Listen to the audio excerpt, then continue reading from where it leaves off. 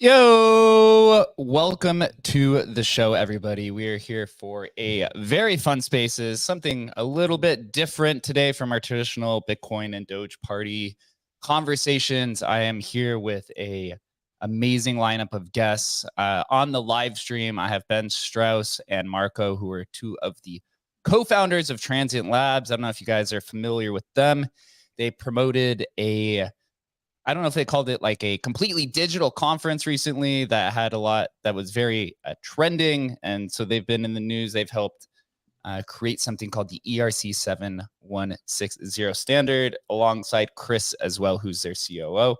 And all of this is built for Seneca, who is building a project utilizing this. So we have an action-packed stage. We have Jen on stage, Chris from Emblem Vault, and Dogfather, one of our regular co-hosts. Man, first I want to pass it off to Jen. I just want to say hello, my fellow co-host. She's managing the stage with me and helped bring this all together. How are you feeling today? Oh, I'm just excited to hear all of the way smarter people talk about this because I truly think it's one of the coolest things in Web3 and something that's so necessary for creators. But yeah, I really appreciate you guys getting into it. Yeah, absolutely. Adam, who's the regular co-host, could not make it today. He's down in Costa Rica, where he's from, at some sort of crypto conference. So, Chris, who is one of the team members at Emblem, man, how are you feeling today? Amazing outreach. I think we're going to have a very good crowd. Hey. Yeah, super excited about today's show. It's definitely something that's totally necessary in the industry. And I feel like a lot of creators it really opens up the door for so many different possibilities. So super excited to get into it. Yeah, absolutely. So here on the live stream with me, I have Ben and Marco. Ben, we'll start with you, man. Just want to say hello as one of the co-founders of Transient Labs. Thanks for joining us. Yeah, thanks for having me. Super excited to be here and excited to get into the details and have some nerdy conversations over 7160 and kind of the implications and the use cases and yeah, what's coming up here. Yeah, absolutely. How about you, Marco? Just want to say GM to you. Hey, GM. Thanks for having me here. Likewise, excited to talk about 7160 and Project with Seneca and all good nerdy stuff. Yeah, and for those that are watching the live stream, we'll be following along. We'll be pulling up some documentation and some of the stuff that's on the internet about 7160 that, and then we will dive into the conversation. Chris, who is also one of the team members of Transient Labs, just want to say hello to you. How's it going this morning? Hey, good. Thanks for having me. Yeah, absolutely. Last but not least, Seneca, GM to you. How are you feeling this morning? GM, I'm so excited to be here. It's truly some exciting days coming up. But yeah, thank you for having me. And hello to my great partners here in the space, Transient and Jen. Love you all. Yeah, absolutely exciting time to be here. Best way to start this off, man. I'll present the question to you, Ben. Just give us a brief explanation. What is Transient Labs? You've been in the news recently on kind of a variety of technical innovations and ideas. Can you just package up what Transient Labs is in a few minutes for everyone in the crowd? Sure, yeah. And I'll let Marco fill in if I forget anything, but just kind of high level, Transient Labs is an innovation platform and an innovation ecosystem for not only creators, but also collectors in Web3. So, you know, I might overuse the word innovation here, but it is kind of what we're known for doing and pushing boundaries, building upon very familiar standards like 721 and 1155, creating creator sovereign contracts and tools, but taking it a step further or 1,000 steps further. In some cases, really kind of unlocking the power of NFTs as a tech and smart contracts as a technology. And so we started primarily as a services business, doing a lot of white glove kind of collaborative production studio stuff, which we definitely still do. And the demand was there early on, and so it was clear to us that we really wanted to not just limit the tech that we're building to the few collectors that or creators that we can work with at a given time.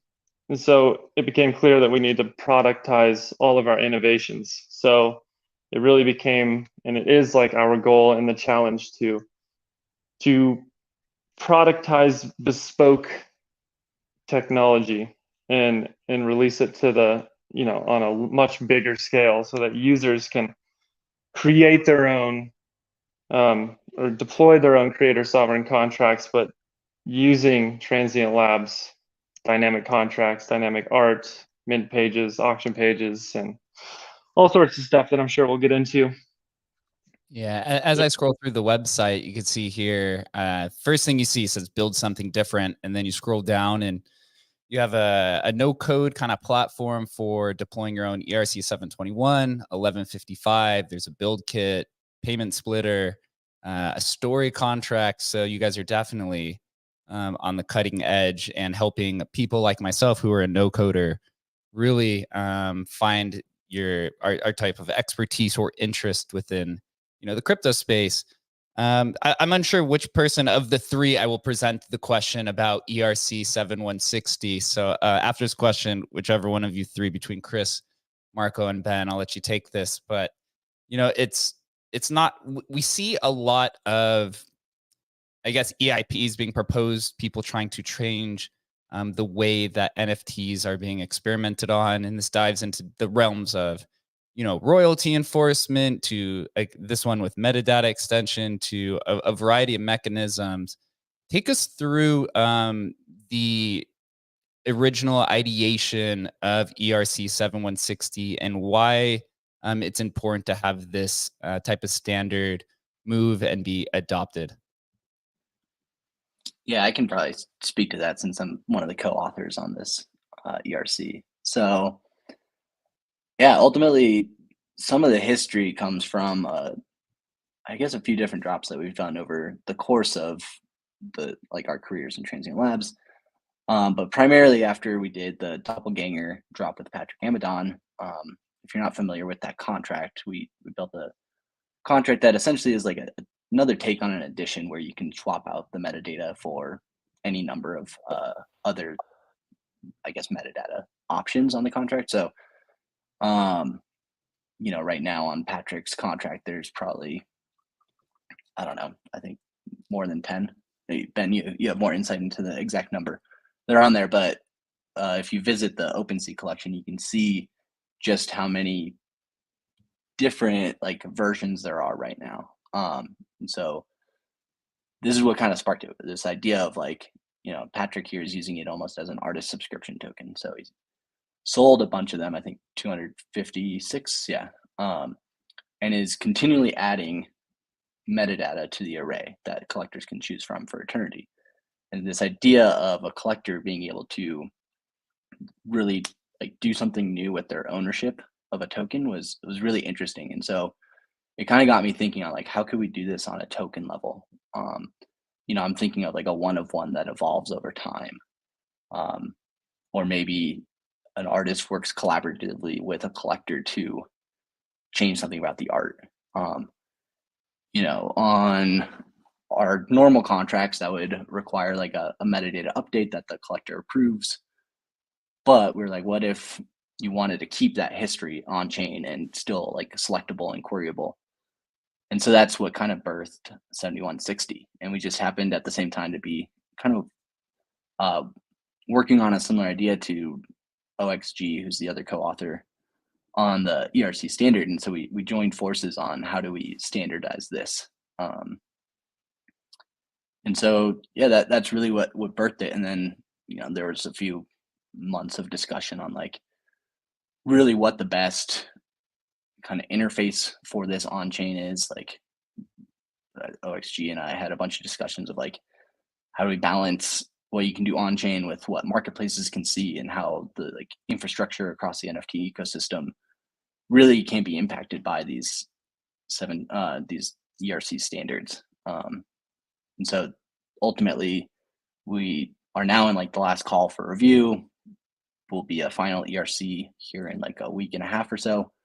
Yeah, we came up with this interface for attaching essentially multi-metadata to a multiple piece of metadata to a single token. Yeah, I have here pulled up the Ethereum Magicians, which I assume is where all the conversation takes place. It looks like the first submission was on June 9th of this year. And just some of the things that you've noted of why this ERC-720 metadata implementation may be useful. It says a token represents a collection or cycling of assets with individual metadata, on-chain history of revisions to token metadata, dynamic and evolving metadata, collaborative and multi-artists and tokens. And as you look through the pull request, right, there's a bunch of different types of conversations. And just, maybe just to satisfy my curiosity, how difficult is it to get an EIP then implemented as an ERC-20? Take us through that experiment and maybe some of the hurdles that you've had to overcome, or if it was just a completely simple process. Please elaborate on that.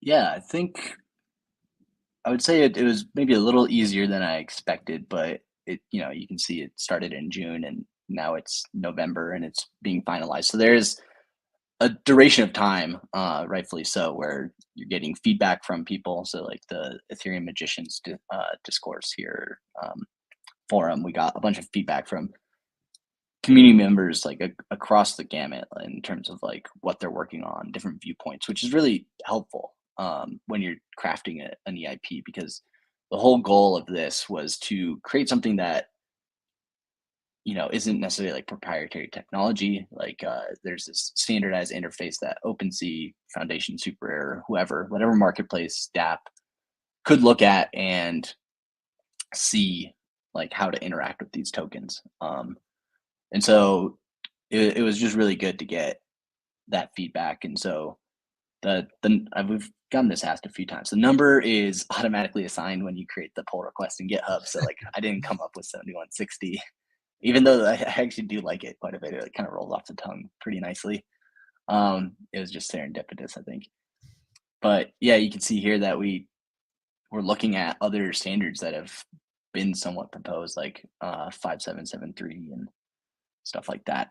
So all the ERCs or EIPs that are eventually like finalized go through this months-long process because you get the feedback. And even G and I were talking just on Discord separately from what you read there about like all the different things that like viewpoints that I had, and then he had some really good input as well. I was like, oh, I didn't think of that. So it was really fun. And so you go through this process where you propose it, talk with the Ethereum kind of group, get it implemented as a draft. Then it goes into like the review stage, then last call, which that's where it's at now, and then it'll be finalized here on the 27th. Yep, right here. So on here, a little bit of explanation. It says it requires EIP 165 and EIP 721, which we are familiar with as ERC 721. Yeah. What is EIP 165? 165 is a on-chain like interface specification, so that like you could query a contract and see like, hey, this supports the ERC 7121 standard, or hey, this supports the ERC 7160 standard, and that's like a on-chain, I guess, specification that like would allow like contracts to call each other in like a nice formal way to know if they can even call a function on another contract. So it's something that's pretty standardly used across all the ERCs now. So like you'll kind of see that pretty much everything like relies on that. So like the ERC 721 standard requires that as well under the hood. So like, by requiring 721, we require 165. Right, and right here in the bold, it says under the specification, the multi-metadata extension is optional for ERC 720 contracts and is recommended to be used in conjunction with ERC 4906 standard if implemented. I believe that has to do with automatic data refresh. So diving a little bit deeper, and maybe some people will be turned off by the technical stuff of this, but how important is ERC 4906 and metadata refresh in an NFT that's going to have multiple metadata URIs? I don't think it's required. That's why we made it recommended. It's just like kind of a nice to have. So like OpenSea, we use this under the hood as well. Like a lot of platforms will look at these metadata update events on chain and be like, oh, I need to go refresh the metadata for this token. And so they can kind of like do that preemptively for the user. Whereas if you didn't have that, you would have to go and like request a metadata refresh. And, that just adds friction for users. So the whole goal with that was to make it kind of a seamless update process for collectors. And yeah, of course, this is backwards compatible with the 721. So like, not all 721s have to have this, but all 7160s have to be 721s. So kind of like the square and rectangle dilemma. Smart. I could tell you, working at Emblem Vault, I'm very familiar with needing to refresh metadata. It comes quite a pain in the ass at times. The importance of being backwards ERC 721 compatible, right? Very important, as we know. with network effects that adopt anything in tech, specifically stuff in crypto. Once you have a large user base on top of something, it's really hard to change that type of user kind of mentality in reference to this.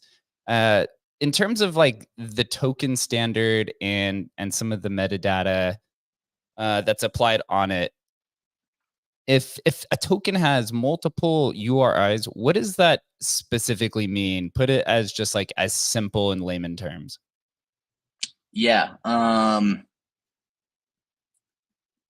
guess it's like what the token looks like can vary based off the collector's choice. So you know, uh let's just say I mint a token that is a square, and then I add a circle and a triangle as like pieces of metadata. Maybe one day, like I, as the collector, am feeling like I want to see a triangle on my like token frame that's hanging on the wall, right? So I could go select that, or be like, ah, nah, back to the circle or back to the square. And so it's just like this. There's so many use cases. That's kind of what we highlighted in the ERC, is that like you could use this for an art piece. You see it all the time at like NFT NYC or whatever. Like you only have portrait screens and they can't go landscape, but you need to display a landscape piece of like photo or image, right?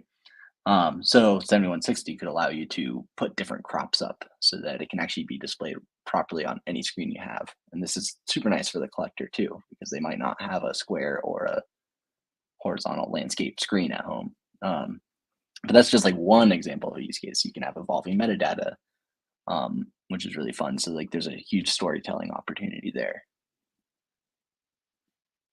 Yeah, and we'll dive into that in a little bit with Yeah. How Seneca's gonna Exactly. leverage that within her project. We will dive into that. But okay, so from, let's say I create an art piece, I put out, I don't know, we'll just use a arbitrary number. I put out 1,000 pieces to my my storytelling collection, and it's a character of a guy, and then all of a sudden I want to put clothes on him or change his wardrobe. Is that something too effective of that could utilize this standard? And if I do want to change the image, is there a gas transaction that happens every time, or is there an off-chain component to this? Yeah, you would for sure use the standard. But there is a gas transaction in order to save that on chain. Otherwise, I think you lose some of the provenance of it being off chain, right? So this isn't like there's no centralized server, assuming that you're using like IPFS or Arweave for decentralized file storage and stuff like that. And yeah, so there is a gas transaction associated with that, but I do think it's worth it from a provenance and collector security standpoint. Yeah, and defining metadata to a specific degree, is metadata the image? Is it the description? Is it the title? Is it all of these It's combined all of and it. more? Yeah, it's all of that combined. So it's the JSON kind of structure of how metadata has been defined for NFTs. So title, description, attributes, and more. People have like a bunch of custom stuff that they can add. Cool. And then I guess going even deeper and thinking about, where the future of this can really go. The first limitation that I would think is kind of this adoption model and having other types of marketplaces support it, or other types of protocols, right? Because if you use a standard and list it on OpenSea, but OpenSea doesn't support this type of standard, how do you get past that kind of friction point to get that type of adoption? Yeah, so I think that's the beautiful part, though, is that this is backwards compatible. So like all the OpenSea will show the pinned metadata, so whatever the collector has chosen to show properly. And then, yeah, it's a matter of, I think, for marketplaces, getting just users using it and asking for it. Like OpenSea needs to see some level of adoption before they spend engineering resources on implementing this. But as this is, a standard, I think the beautiful part is that OpenSea could go integrate it into their own C drop contracts or their OpenSea Studio if they start seeing adoption. So we're just kind of leading the way, and we have our own kind of public facing tool called Launchpad that will support 7160 in the future and is really the place to go explore all these innovations that we're kind of leading on, because we can't wait for other people to build it. So we're just going to build it ourselves. It's a very fair assessment here.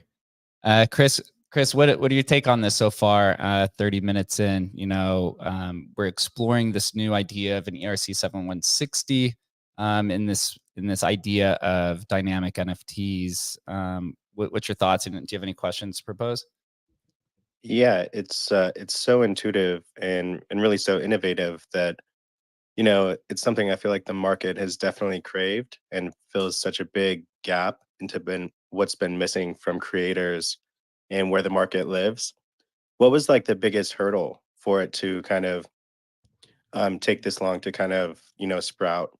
Was it technical implementations? Was it just the community needing to show that they're going to support it, or what were the biggest hurdles?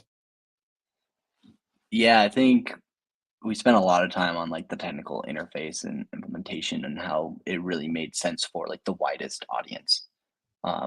We built Doppelganger and we're like, hey, this works for what we need for this drop, right? But when you start looking at ERC, like you need to make sure that you take in just like a bunch of different viewpoints that maybe you don't think about on a day-to-day basis. So that was probably the biggest hurdle. And then a lot of it is just like honestly, you'll like forget that we could have gone into last call like a while ago, but we were just like I was traveling, G was traveling as well, so like it ends up just like sitting there and weeks go by when you're working hard, right? So I'm happy that it's now in last call and will be finalized here. It's kind of a formality at this point, but yeah, I think ultimately just looking at these smart contracts kind of from a more global standpoint can sometimes be hard when you're kind of upright in the code all day, every day type of thing. Interesting. And if you didn't know, right, obviously I work at Emblem Vault and we're a multi-chain tool. How does Transient Labs think about kind of just this multi-chain thesis? Even though this is, an Ethereum and ERC standard, do you see the future of maybe storytelling NFTs and projects and things of that nature moving across chains to be compatible? Yeah, I think it's you can't just necessarily like rip right an ERC standard and go apply it on Tezos or Ordinals, right? Or wherever any other blockchain other than like a Ethereum scaling solution like an L2. But I don't think storytelling should just be limited to one chain. It's just a matter of effort and resources to go learn another ecosystem or get hire people to go look at that ecosystem and really go put the effort in there. So we started out on ETH and have been primarily focused on ETH because that's where our main market is and what we're most comfortable building in. But it's definitely on our roadmap to go explore other chains. And so we've been building our infrastructure with that in mind, so that we could go like essentially between ecosystems and apply the same ideas. It'll just look technically different on the code level, but like the idea is really what we would keep across all the chains.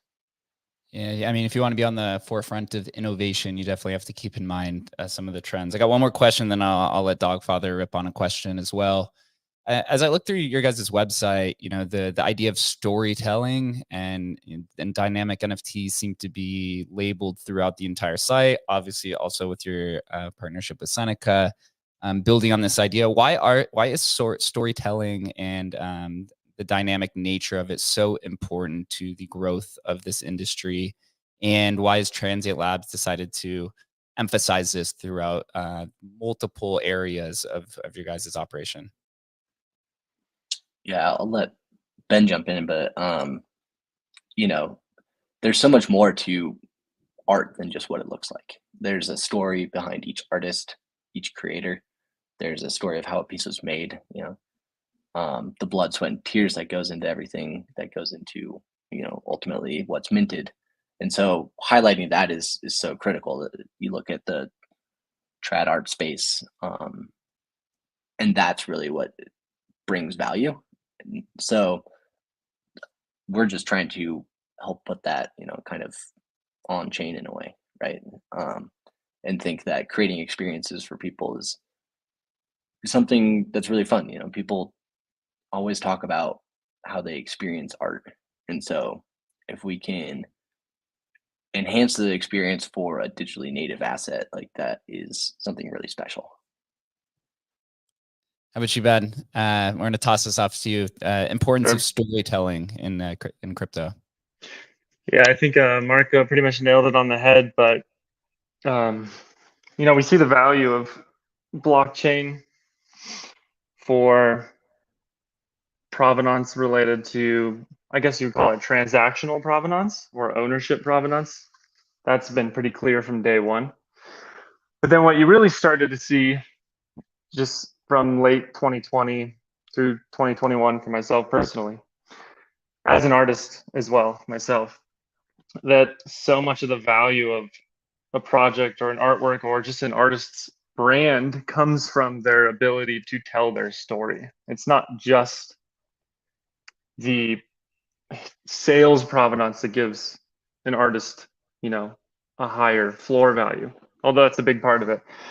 The story is also another huge component, and it's something that we repeatedly saw, but felt like was underrepresented or at least underutilized. Like the blockchain is not only good for provenance in the terms of transactional history, but you could use the same ledger for recording the narrative, the human level provenance, as we like to say at Transient, behind each artwork and each artist and each NFT. And so you can do this through dynamic artwork that builds a stronger relationship between the collector and the creator, which also opens up an entirely new world for creators to innovate.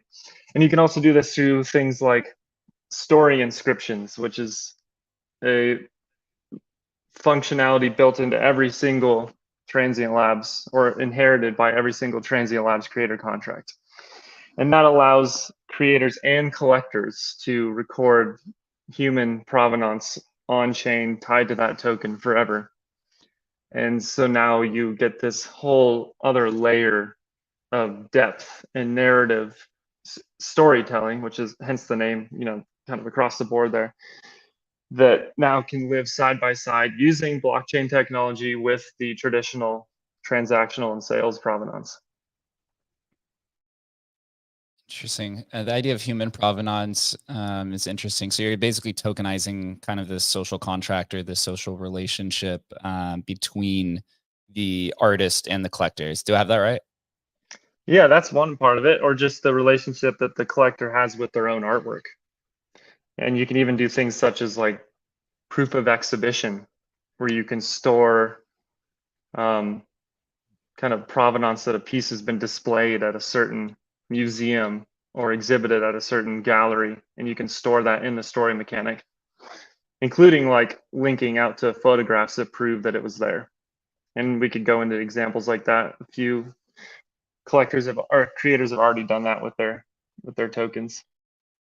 Yeah, provenance is interesting. A few years ago, and still to this day, Emblem Vault's a big supporter of this idea of historical NFTs that I was collecting as well, going back to Namecoin stuff in 2011 and kind of this early idea of provenance of tokenization.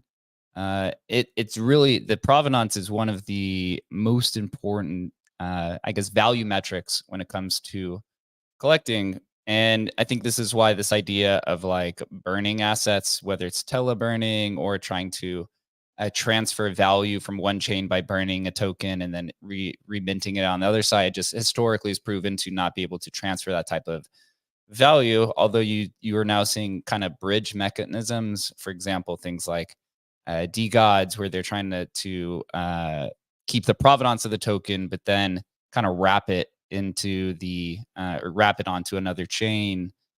Just one more deep dive conversation on kind of provenance is what is your kind of opinion on it, and what makes provenance so important between not only the tokenized version of it, but the historical nature of the relationship between the artist and the collector? I think if any given artwork, just like historically speaking, like the Mona Lisa, for example, if that thing is void of any provenance, it really is just a painting on a wall, which, can still have value to the viewer at that given moment in time. But you're missing out on really the historical importance of that artwork, where it came from, who's held it, who created it, what did it mean to both the creator and the collector. And then you can get in more of the monetary provenance that, if you have history that this piece is sold for, I mean, the Mona Lisa is priceless, but if you have history that another artwork sold for, $3.5 million, that makes a huge difference now all of a sudden. And especially if it was sold to a very significant, famous trad art collector. Maybe it survived a house fire in the 1800s. I don't know. There's any kind of like historical provenance like that really adds a lot of value. And I wouldn't say non-tangible, but I guess you could say a non-tangible depth in value that goes beyond just the visual asset itself. Yeah, very well put. Dogfather, GM2, man, what's on your mind? Yeah, so I'm extremely impressed by the new standard and how to create it and push it, that the community actually accepts it. So I'm probably front running the explanation on how you will implement it with the Seneca drop. But I mean, talking about provenance and timestamps, I mean, how can you assure that you are like one of the first using the new standard, the 7160? I mean, do you shoot for being the first, or are you rather kind of doing it, whatever it takes, time wise? So what is the timeline for using the new standard? I guess we'll pose that to Marco. You want to take that, and then we'll dive into the project. Is this upcoming project with Seneca the first implementation of the standard? Yeah, to our knowledge, it is. At least it's a Transient Labs first implementation of the standard for sure. Yeah, I think we're not trying to necessarily I guess the whole idea of doing this ERC was to share this idea with the community and really lead the way on the idea. But in terms of contract development, we always make sure that our contracts are bulletproof, and that takes time. So we're not trying to rush the safety or security of our contracts to just be first on something. We think the idea matters more than the actual implementation potentially. And so, yeah, to our knowledge, this is the first implementation of the 7160 standard as is. Like I said, Doppelganger kind of inspired it to some degree. And, I don't think there's any, totally new idea out there in the world anyways, with how many people are on this planet. So I'm sure somebody can pull up a project somewhere that's like, hey, they did this first, maybe not the same exact standard interface, but same idea. It's like, oh, we didn't really know. You're kind of like in your own bubble when you're building, right? You see some stuff, but it's hard to see everything in this space, especially with how fast it moves. So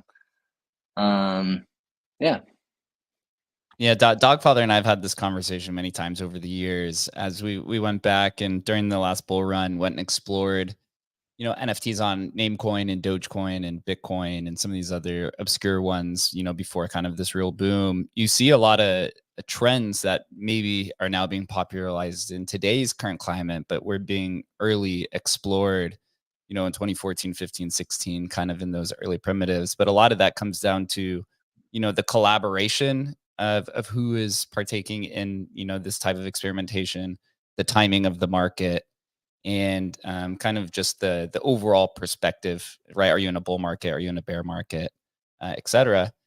Jen, what's up?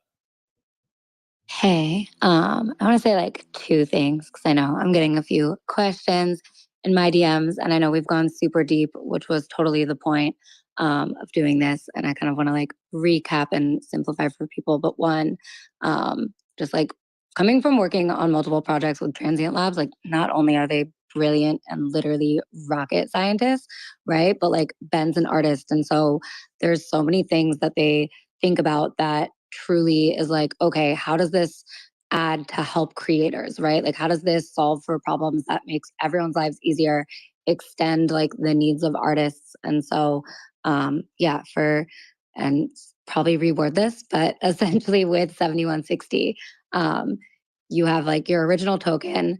You can add more tokens, but instead, all on that same token, you can add new images, right? But with a lot of things where you just see a metadata update, right? So it was like pre-reveal and then reveal. All of the options are there forever, and the collectors will be able to choose which one they want to display at any time.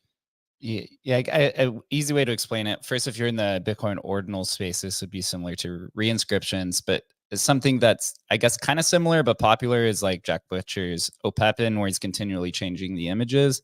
But with this instance, all of those images would stay there. So if Jack had changed the OPEPin image 10 times, those 10 images would be there for you to basically choose. You'd have to pay a gas fee, but then that would be the one displayed instead of having the contract owner being the one that's in charge of it. Getting back on storytelling, maybe this is time to where we intersect, Seneca and Transient Labs. I'll start with Transient Labs first. Is give us the narrative of the story of two awesome forces: Transient Labs' brilliant nature, Seneca's amazing art and storytelling. How did that come to be as the first project to implement ERC-7160 from our understanding? Yeah, it's funny. We were just talking about this with Seneca and her team yesterday, and it was very synergistic. And I forget the word Seneca used. She could probably remind me. But I can't remember the exact date. It must have been. Ben, I got it. I got a reminder, if you will. Okay, yeah, go for it. This. So, yeah, when Seneca's team first reached out, we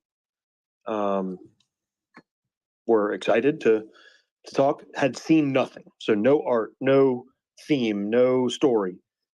And one of the first things that Seneca said when we talked was that she wanted to kind of change the narrative about speculation, and she wanted this collection to be representative of the art. And so to accomplish those things, like one of the things she talked about was the idea of holding an artwork would allow it to grow.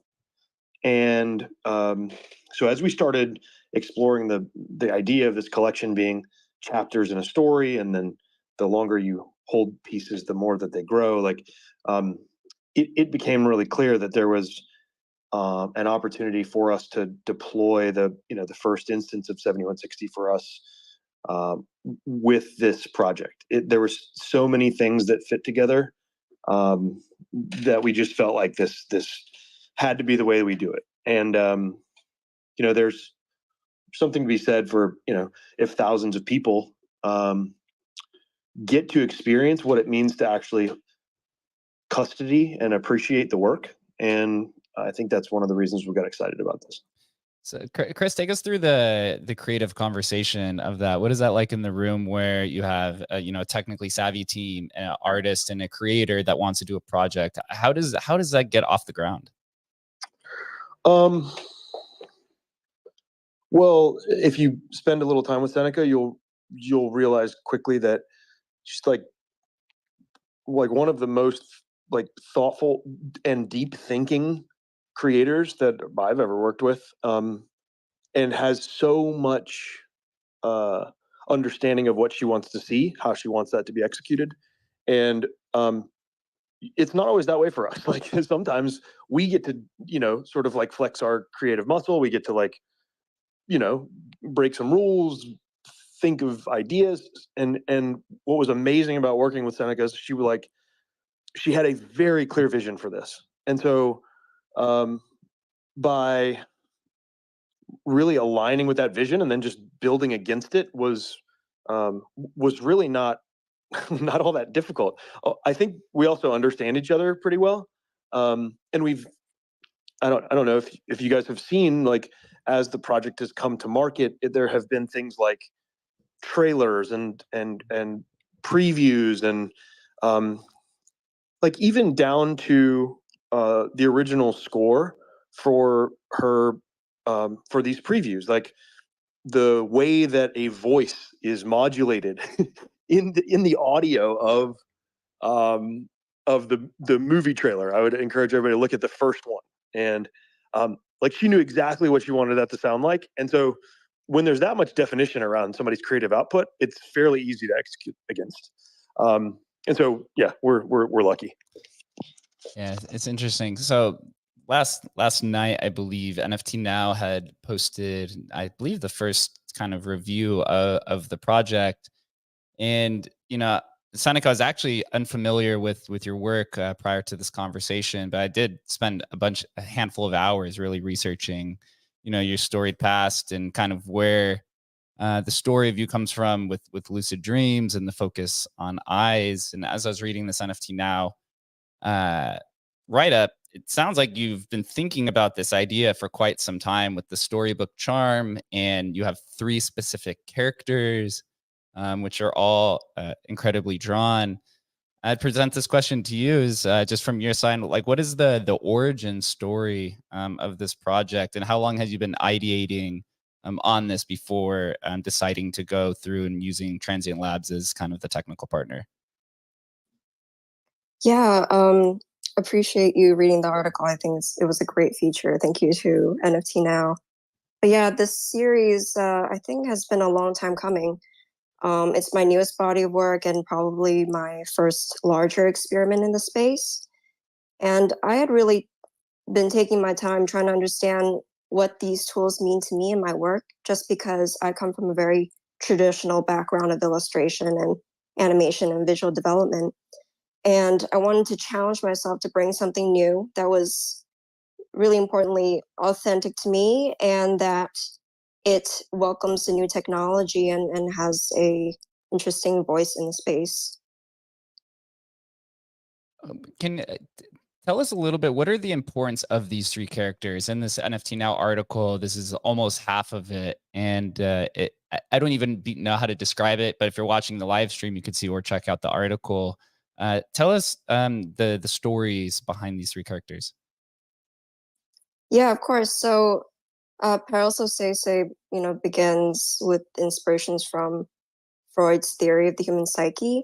And I wanted to challenge myself to take abstract concepts and create tangible visual designs that demonstrates those concepts and have them in my voice. So you have the id, the superego, and the ego. And I created these characters named Arachne, Catechus, Shermachus, and Sophos. And yeah, those are how I depict that abstraction. And the inspiration stem from childhood experiences, animation, self-reflection, and Shermachus was somewhat inspired by a character named Shermy, whom have found his way into my work. If you know, you know. And it is quite interesting, and just honestly, I have to say, first, pleasure to meet you, and reading your story, man. There's a lot out there. It's very, very unique and insightful. But we'll dive in a little bit deeper. I know there's still a bunch of lore and mystery around this, so as I ask these questions, feel free to share what you feel publicly would like to announce. There's this unique idea about. Sorry, Jen, were you saying something? Oh, I was going to say quickly too, each character was kind of introduced with a video and some of the lore. So I have pinned those at the top of the space. Definitely watch the videos with the sound on after we're here, but there's a ton of clues and Easter eggs for everyone to stay busy with. It's one thing I've noticed as I was reading all the articles online about Seneca, about lucid dreams and kind of this idea of mystique. It's captured my attention in terms of the dynamic storytelling nature that exists on chain. How do you imagine kind of this project going? Is it something that is just art pieces for people to purchase? What is that dynamic nature that is unique to this project that you believe will captivate the audience? Yeah, so for Perils, the series structure is a non-linear, multi-chapter abstract narrative with unique timelines. So because it's generative and there's a time aspect towards it, it sort of breathes life into the story and basically invites participants to engage and create their own narratives within the story. And it it should keep challenging and pushing my viewers to analyze and emotionally connect. I believe that when I make artwork, that the viewers' perspectives are just as important as mine, and that's what I was trying to achieve with Perils. Basically, so when you collect an artwork from the series, you're collecting a page from the story, where that unique moment is only existing in that one timeline. And the NFTs that are going to be created from this, are they .jpegs? Are they MP3s? Are they MP4s? Is there going to be a large variety of it? Well, for now, they're just PNGs, I believe. Or wait, are they JPEGs? I can't remember. No, they're static images, but I won't say for certain right now, like how it may evolve in the future. Who knows? We'll see what life it takes on. But you're basically collecting a painting, right? A slice of the story. And this is the beauty of 7160, right? It's like you don't have to have all the updates for the future, like done the day that it mints, right? You're able to add on to that forever, which I think is I don't know, it changes the way that all of us can interact with it. Yeah, Seneca, what type of feelings are you hoping those who participate in this are enacted by? Is it a feeling of mystery, triumph, happiness, etc.? Oh, it's all of it. I encourage all kinds of feelings, but ultimately, it was inspired by my collection of animation cells. And when I collected those, I had this feeling of preciousness, and I hold that feeling very close to me with all of my work. And so you're like, this is my moment and mine alone, and nobody else has it. And that's what I wanted to present here. And I guess I've been seeing some of the reactions being like, oh, this is kind of spooky, and it makes me a little unsettled, but really interested. So any kind of reaction is a win for me, I would say. Yeah, I would say it's definitely a win as well. Going into kind of your background, it seems like it was emphasized a lot through all of the research that I'd done on you. What type of impact of growing up, and are there any types of experiences or situations from your past of growing up here that you've presented through this project specifically? Yeah, I think it's the whole nature of story building and storytelling. As a kid, I was really anxious and shy and withdrawn, and I had almost preferred to participate in my imagination rather than reality. So because of that, through music and daydreaming and lucid dreaming, that I created these worlds that I wanted to live in and characters that I wanted to embody. And that's only brought me through my whole life and my career. And I really love it. Yeah. It is very, very exciting. It's funny, as we posted and marketed the show yesterday, the Emblem account got a handful of messages, people just asking about kind of the logistics of the project. So whoever is on stage would like to present any of the information, is that possible, of either a mint date or the cost, any of those logistics? So it will be at the end of the month. Obviously, like the token standard is in last review. We think there's like a final date, but we'll announce it. It will be announced enough in advance. There will not be a surprise mint. definitely make sure you have like Twitter notifications on for Seneca, as well as are in her Discord. Same with Mint Price, because, you know, we are so back, and then maybe today we're not, but because ETH has been moving, just, you know, we are going to announce all of that closer to, but there will be more information and you will know enough in advance. There's 2,880 tokens. Sounds very specific. I'll also open up the floor if anyone wants to ask a few questions. We do have maybe 10 or 15 more minutes here if anyone would like to come up on stage and ask. Just May I say something? Please. Yeah, I can't finish my intro, Paris, without speaking on how much I've loved working with Transient Labs. I need to emphasize that it didn't just feel like partnering with a typical dev team, but rather working with artistic partners. They are artists, designers, musicians, and creative producers with good taste. So that made the job so much easier and really felt natural. And Chris, I believe the word you were trying to remember was serendipitous, or Ben, you were trying to remember that word. But honestly, the partnership just felt right, and they are true heads of innovation. I'm so blessed to be with them on this project. Interesting. So one question, I'll have one question, then I'll call on Chaz, who just joined the stage.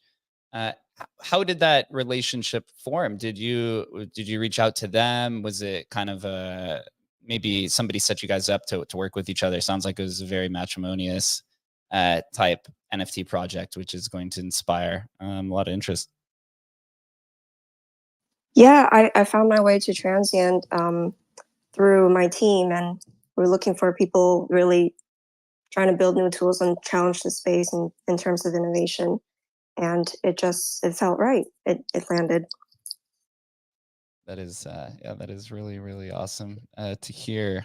So I'll get a few questions. If you have a question, shoot me a DM just so we make sure no one's coming up here and engagement farming. That tends to happen quite often. So yeah, just shoot me a DM. What's up, Jen?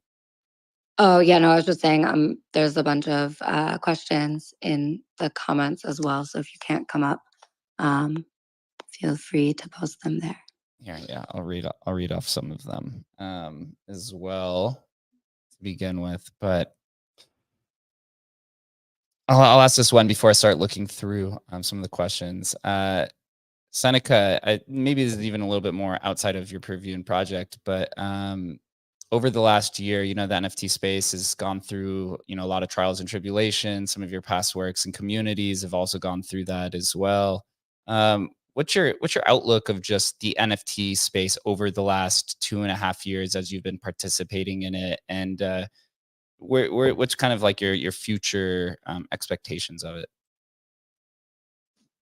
I have no expectations, but just treating it like how I've been treating my artistic career, where I'm in a new roller coaster of this world called Web3, and I'm taking my projects step by step and seeing how I can evolve with each output of body of work. I think it's pretty cool. I mean, I wouldn't be here if I didn't think it was cool. I'm a big champion of the digital arts. I've been doing that prior to when NFTs existed, so it only felt natural to me. And what made me believe in the space was the great artists and creators that still live here, regardless of how the market is doing. So I think my advice here is to focus on those who are making great things and see it through. Awesome. So here I'm gonna. Oh, sorry. Really quick. I just I know Marco had a hard out at 11:30, so I don't have the stream up at the same time. I don't know if he's still in there, but just wanted to give like a thank you, because it's so cool to hear from someone who's actually like a co-author on this, and I know that was really amazing. So yeah, thank you, Marco. Yeah, thanks for having me. I can stay on for like 5 or 10 more minutes. But if I have to dip, just know that I really appreciate coming on here. But I'll try to hang around for some more questions so that, you know, cool. if Yeah, there's any about 7160. Yeah. I'm gonna run through a few of the questions. If anyone has a question, instead of calling on stage, just post in the comments so that we can respect everybody's time. One question here, it says, question for Transient Labs as well as Seneca. Fascinating hearing the what and the how. Really curious as to your why. Why do you bring the things you bring to the market? Transient, what drives the need and the desire to innovate? And then Seneca will ask you after this, what drives the need to create so intimately and share so deeply? So we'll start that with Transient first, is pretty much what's your why? So I was thinking about this yesterday too on another space, like what drives us on a daily basis to push boundaries. And I think I told the host that it's something I would have to like deeply meditate on. I don't even know if I've had time. We're always drinking from a fire hose, and I don't know if I've had time to really reflect on that myself. But I think it's Probably our own insecurities. yeah, our own insecurities. I think it's I mean, we've kind of touched on it with, we see these opportunities to utilize blockchain ledger tech in ways that we haven't seen before, and really adding values and experiences to digital artwork in brand new and really fascinating ways. Ben? Yeah, please. This is something we talk about like internally quite a bit, but like I think it's hard to see this sometimes. Like when you're in the middle of, building something, or regardless of the analogy you want to use, like when you're in the middle of it, it's really hard to see sometimes what you're actually a part of. And so we feel like right now what's happening is like a new type of artist or creator is being born or built. And today, the tools available to them are so nascent and frankly so limited that there is just an absolutely enormous opportunity to try to bring more new thinking to this like ecosystem. And I guess the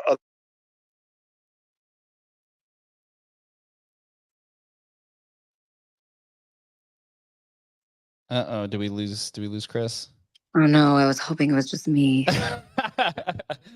I'll text that. Oh man, Chris, yeah, I think we lost you, buddy. We'll call on Seneca. I'll present you the last half of this question, and maybe Chris, if you can hear me, jump off stage. Think about what's important to us every day. It's enabling people who build things and make things with the most.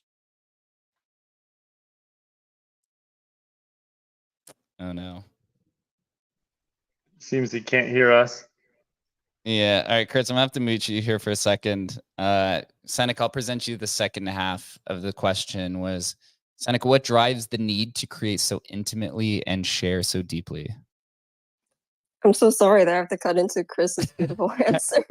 Hopefully he can come back and finish his thoughts. But yeah, for me as an artist, I believe it's just the creative urge.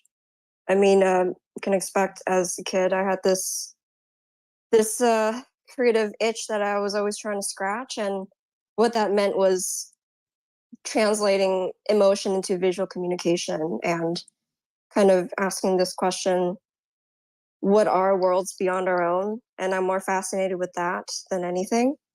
So it's like a natural urge of sorts, and challenging myself to figure out skills along the way to build that.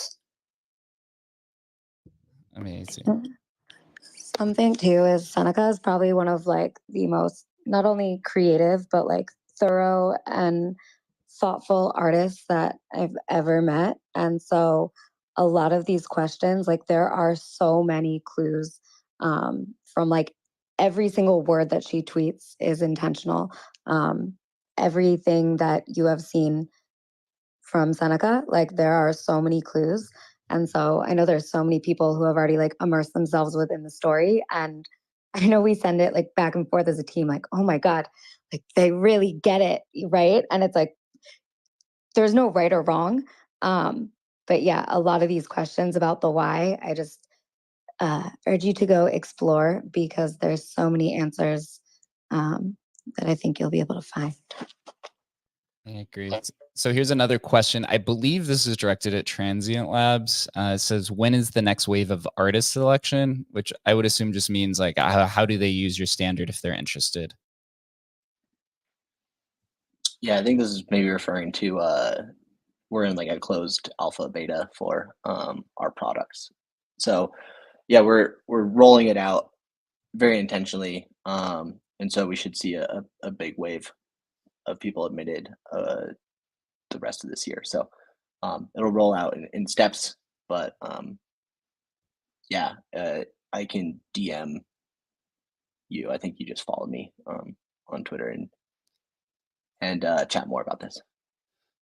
There you go. Bomb Marco's DMs telling him when, and maybe you will be selected as the next person to use the standard. One question, I believe this is probably directed to you, Jen, is, hi, question, is there a process for whitelist? If yes, what are they? Thank you. Once again, I will say join Seneca's Discord. There will be allow list stuff, but I said yesterday in there, if we can go 24 hours without asking it, then you guys can get the answer, because there's a lot of really cool conversation going on there, and that's like the least exciting kind. But also the mint will 100% be making it to public mint. Like, we want to make this as fair as possible, and really, like, everyone that wants to be involved and be a part of the story, like, there's ways. And I think that's the coolest part, is like, this isn't in the way I see it. I think it's like so refreshing, right? Because this is such an experience and a story, and like, there's just so much conversation around like challenging other people to think creatively, and it's been really beautiful what's been happening. So yeah, don't come in the Discord just asking when, but the whys, those are better, and then explore it. And another thing too, we've been closing the Discord channel like periodically, and there's little like challenges and clues. So if when you join, there's like a message and a challenge, you're in the right place. Nothing's wrong. You're not banned. We just think that everyone should go touch some grass sometimes and explore. There's a lot with Freud. You got to dream. I need to add something here. Need to give her flowers. Jen is truly the best. Like, she's been working with me hand in hand, and she understands the vision. So thank you, Jen. Love you. You make it so easy, honestly. Like, it's all Seneca's brain. So you guys heard that here first. Instead of typing when, say why, and maybe you will get the allow list.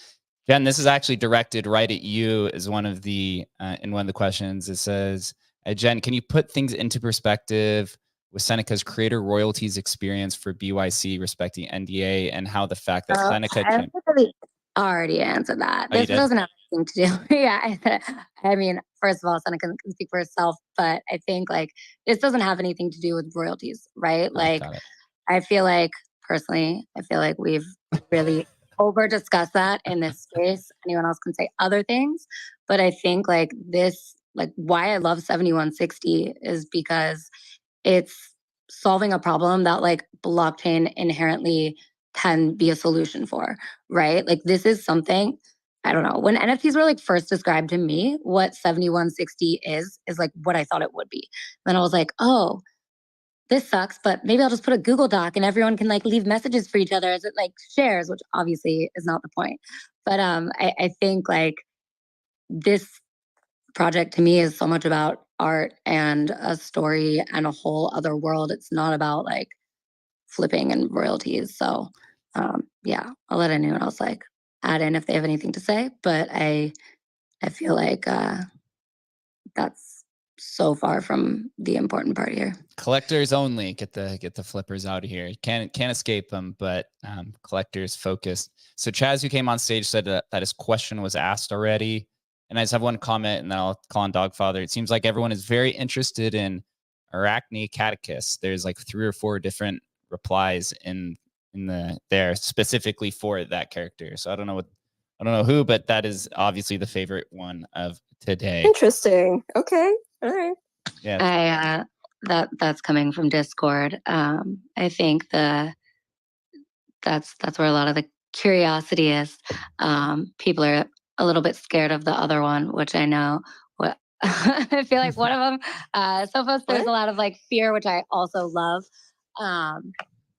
But yeah, that's the first one pinned at the top. So definitely go check that thread out and make some guesses.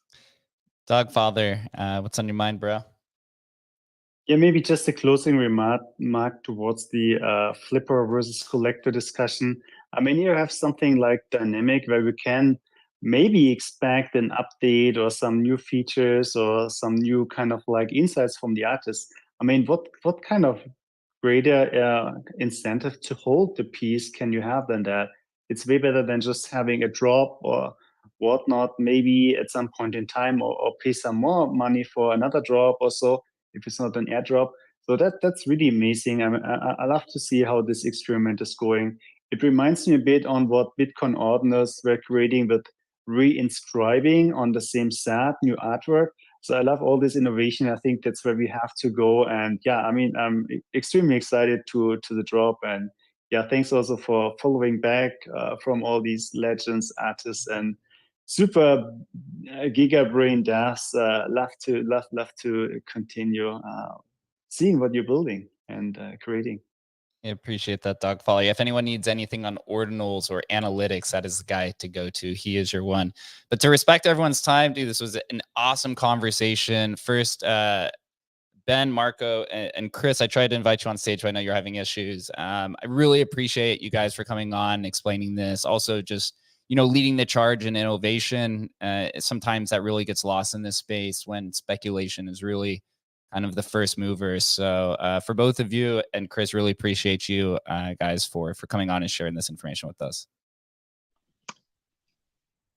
Yeah, thank you so much for having us. It was a pleasure. I appreciate that. Yeah, Marco, I might have to hit you up about EIP stuff because I may need some advice. So I might have to shoot you a DM one of these days. Yeah, do it. Thanks for having me on. This was super fun.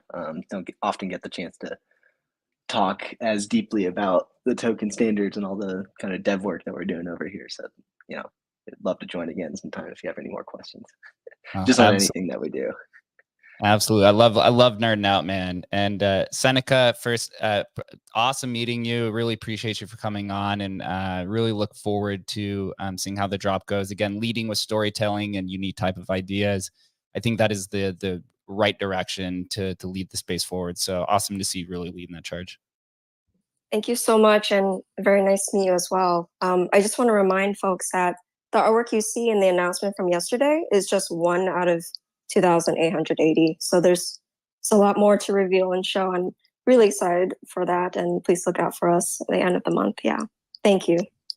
And we didn't get time to talk about this, but I just want to say before we leave, and I'm sure it'll be in Seneca's Discord, every collector via the story mechanic we touched on with human provenance will have the opportunity to leave their mark or marks. They can leave as many as they want on their token on chain forever. And so, yeah, we'll probably share more about that and how that works and how you use Launchpad. That is beautiful. some big alpha there, guys. Like everyone searching for clues, that's a huge one, but also a really exciting one. Because we've seen once again like a lot, even from the first concept art. So many people wrote such amazing stories, and I think that gives a clue into how this really is a story that all of us can be a part of. Yeah, and Jen, of course, last but not least, thank you for setting this up, and appreciate you for everything. Right, we've gone through ordinals and this, and you're awesome. So hats off to you for setting this up. Appreciate it. No, I really appreciate it, and I knew you would be the perfect person to be able to talk on the level of Ben and Marco. So yeah, thank you, everyone. We'll see you in Discord, and better questions than when and why. Think deeper, think harder, or answer them yourselves. Now it's getting boring. Hey, there's a lot of mystery out there. For those that don't know, myself and Chris, we work at Emblem Vault. We trade NFTs. We allow you to trade NFTs across blockchains. We've been around the space for quite some time. We host this show Tuesday through Thursday, generally around 11:30 a.m. Eastern time. Unless we have awesome shows like this, we'll accommodate different times. We talk about everything between collecting Bitcoin ordinals, art, Dogecoin, everything around the sun. So be sure to give everyone a follow up here. Everyone up here is really leading the space forward, trying innovative things. That's not just trading, although that is fun. We do like to experiment and tinker. So until next time, guys, enjoy the rest of your Thursday, and we'll see you next Tuesday.